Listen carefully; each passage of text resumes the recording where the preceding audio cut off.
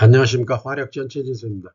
이번 시간에는 수영장 열교환기 소음 발생에 대해서 질문 올린 것에 대해서 간략하게 설명을 드리고자 하며, 깊이 있는 내용은 여러분들이 동영상을 보시고 다시 한번 읽어가면서 판단하시기 바라며, 왜냐하면 이거를 설명하기에는 시간상, 동영상 촬영 시간이 많이 소요되는 문제로 간략하게 말씀을 드리고, 내부적인 거는 여러분들이 깊이 있게 한번 보시기 바랍니다. 그러면 어떤 내용에 대해서 강의할 것이냐면, 수영장 응축수 회수 시스템과 응축수 배관, 그 다음에 워터 햄머 발생 메커니즘에 대해서 한번 말씀을 드려보도록 하겠습니다. 그리고 대응 방안 어떻게 하면 되는지 결론적으로 그것까지 말씀을 드려보도록 하겠습니다.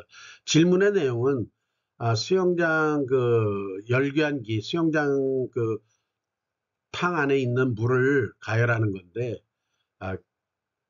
스팀을 공급해서 판형 열교환기로 가열하다 보면 지속적으로 이렇게 소음이 땅땅땅 난다는 소리입니다. 그래서 기존의 응축수 배관에 있는 그 응축수를 드레인 시켜서 운영을 해도 소리가 난다는 이야기로, 스팀은 이런 식으로 들어가고 응축수는 이런 식으로 빠져나가는 구조인데, 요 응축수 빠져나가는 구조에다가 이렇게 드레인 라인을 설치했습니다. 물론 이 초기의 응축수 배관의 응축수가 식어 있는 상태에서 이거를 제거하고 가동을 하면 소음이 초기에 잠깐 나다 나지 말아야 되는데, 지속적으로 난다는 거는 이건 시스템, 즉 시공에 어떤 문제가 있다고 보여지는 것입니다. 제가 현장을 안 봐서 깊이 있게는 모르지만, 이건 분명히 이쪽 후단의 배관의 응축수 회수 배관에 문제가 있다고 보여지는 것이죠. 이 내용은, 깊이 있는 내용을 읽어보시고 1, 2분마다 소리가 딱딱딱 나고, 그 다음에 시공업체에서는 원래 나는 거고, 처음에만 나고 나중엔 안 나야 되는데 원래 난다고 아마 했다고 거짓말하는 거죠. 그 다음에 15도씨에서 24도 올리는데 9시간 돌려야 하는데, 그동안 기계실의 스팀이 자욱하고, 이거는 이제 뭐 재증발 증기라든가 이런 게 많이 나오는 거죠. 바이패스를 열어 쓰든가 하면은.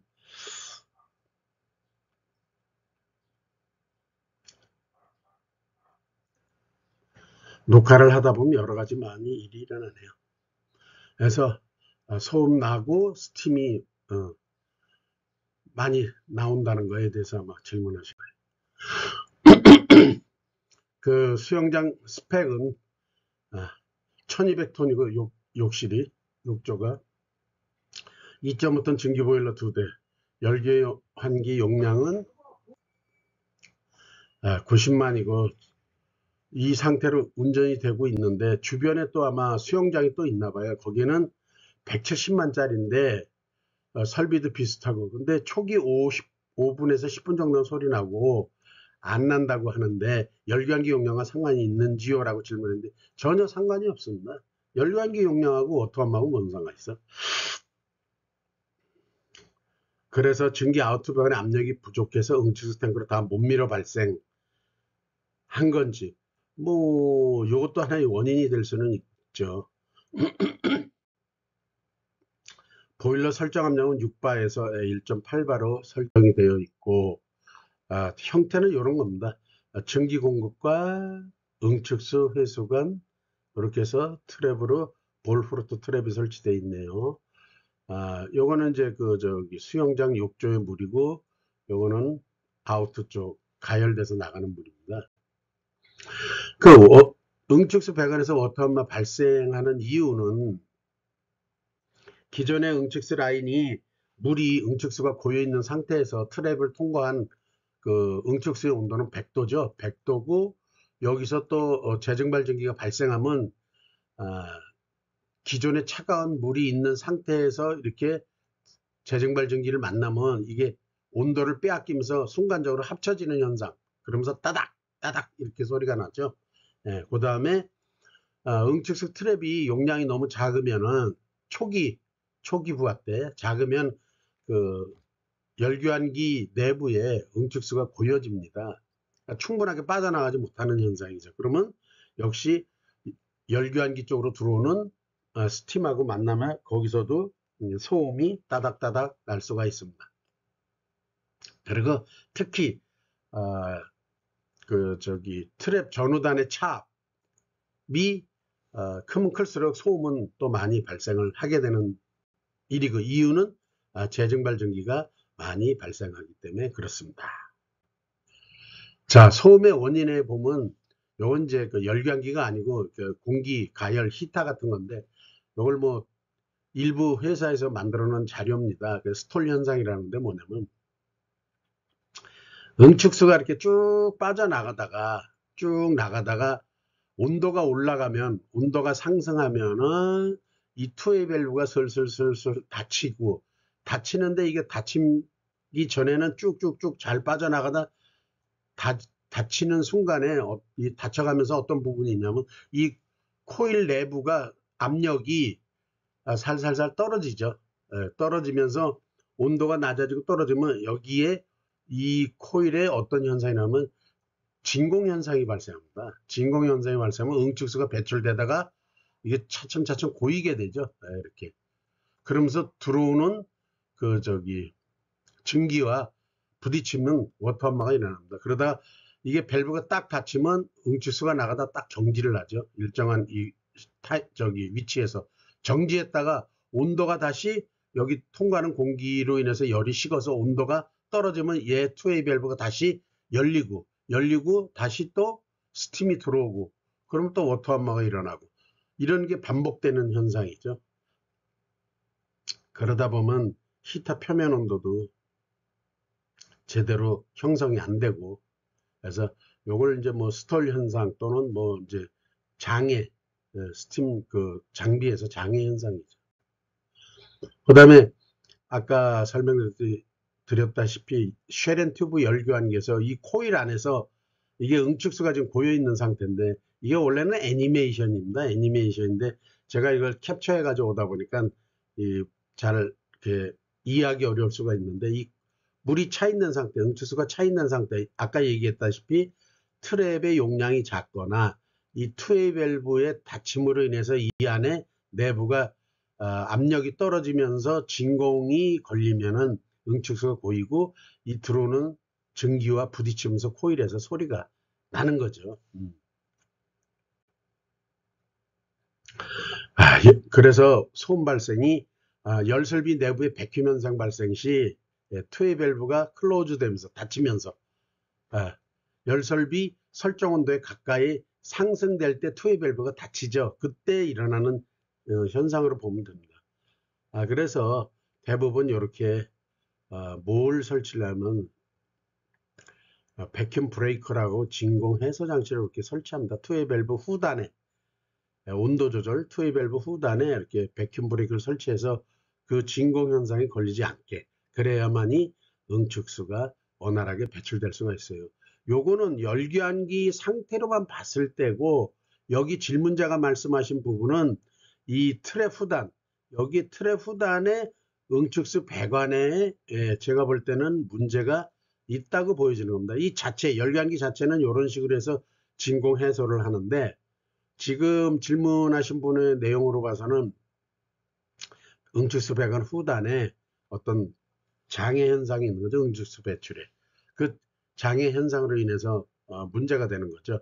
장애 현상은 여러 가지가 있습니다. 무슨 뭐 응축수를 입상해서 올린다든가 바닥으로 쭉 끌고 가서 이렇게 응축수를 한다든가, 그러면 이 탱크 높이만큼은 탱크 높이 응축수 배관 이 높이까지는 응축수가 고여 있는 상태가 될 수밖에 없죠. 열교환기가 이렇게 있다면. 이렇게 된다면 뭐 이 열교환기하고는 상관이 없죠. 입상을 한다면 분명히 이렇게 됐을 거예요. 바닥으로 끌고 가서 이로 집어넣는. 그래서 일반적으로 보면 배관 요것도 원래 애니메이션 사진 동영상인데 캡처를 해서 이렇게 응축수가 가지고 이렇게 입상을 하게 돼 있는데, 이거는 물론 여기에 형성된 압력에 의해서 그 압력 높이만큼 응축수가 올라갈 수가 있는 거예요. 이때는 그 뭐 마찰 손실이라든가 이런 게 많이 걸리기 때문에 쉽지 않은 거죠. 그래서 이렇게 올리는 것보다는 이렇게 와서 유밴드를 틀어서 올리는 게 더 효과적이다라고 하는 어떤 특정 회사에서의 그 시뮬레이션입니다. 물론 이게 효과적이죠. 근데 이걸로만 끝나면 안 되고 여기에 틀의 후단에 또 반드시 체크 밸브를 설치해야 물이 거꾸로 들어오는 걸 막을 수가 있습니다. 그래서 반드시 체크 밸브를 설치해야 되고, 응축수 배관의 역구 배시나 배수 불량일 때도 역시 워터함머가 일어날 수 있습니다. 그리고 아까 사진에서 나왔던 응축수 배관의 별도의 드레인 밸브를 열어서 운전하거나 그러면 일부 개방하면 운전 시 이거는 에너지 큰 낭비입니다. 여러분도 잘 아실 겁니다. 그리고 질문자께서 말씀하시는데 수영장 가열에 필요한 소비 열량하고 열변기 용량에 대해서 제가 볼 때 제가 계산한 방법인데 이건 개인적으로 용량은 1200톤이니까 1200톤을 15에서 24도씨까지 올리고 공급 증기는 1.8바, 증기 온도는 158도씨짜리죠. 그래서 이거를 전체를 정확히 가열하려면 GC 델타 T에 의해서 하면 1000만 킬로칼로리 열이 필요하고, 그 다음에 여기에 가열 시간 동안에 배관 및 풀장 표면에서 열 손실을 감안하면서 안전율을 또 적용해야 되는 부분이 있어요. 근데 기존 열기관기를 가열 가능한 시간은 12시간입니다. 열기관기 90만짜리로 해보면 12시간인데 뭐 9시간 만에 됐다는데 이거는 상부 물 표면 온도 상부 쪽이나 중간까지지 하부 쪽은 물이 차가울 겁니다. 이게 실질적으로는 12시간이 이론상으로는 필요합니다. 그래서 만약에 이거 수영장 가열 시간을 앞당기려면 열기관기 용량을 아마 키워야 하는 문제가 있다. 네, 여기 그 수영장에 필요한 그 보일러 용량이라든가 이 부분에 대해서 다시 문제가 있어서 다시 녹화합니다. 필요 열량은 수영장은 10, 800, 000인데 요거를 그 공급 증기 잠열로 나눠주면 요 정도 증기가 필요하죠. 약 킬로그램. 결국 20톤이죠. 20톤. 필요한 20톤인데 이거를 10시간 가열한다고 보면 보일러 용량은 약 2톤 정도로 보이기에 보일러 2.5톤을 설치했다는 것은 이렇게 설계를 하지 않았을까, 설계자 의도가 라고 보여집니다. 그 다음에 열기관기 용량도 여기에 비례하여 설계하고 시공한 걸로 보이고, 이거는 사실 설계자의 의도를 모르기 때문에 정확히 제가 뭐 이렇게 저렇게 말하기는 어려운데, 내용은 지금까지 설명한 내용을 참고하여 여러분들이 보시면 되고, 순환펌프 용량은 사실상 물량을 여기서는 물량을 갖다가 600으로 나눠서 LPM을 환산했는데 이게 아니고 물량이 아니라 이게 열량입니다. 이게 필요 열량. 요거 교환이 잘못됐으니까 요 필요 열량이니까 필요 열량은 여기 있다시피 10800, 000 킬로칼로리를 600으로 나눠서 펌프 용량을 산정한다는 걸 참고하시기 바랍니다. 요거는 교환이 잘못됐습니다. 그래서 그렇게 해서 나온 걸 가지고 펌프, 기성 펌프 중에서 가장 근접한 것을 성능 곡선, 그 펌프의 성능 곡선을 감안해서 선정을 하시면 되는 것입니다. 결론은 뭐냐?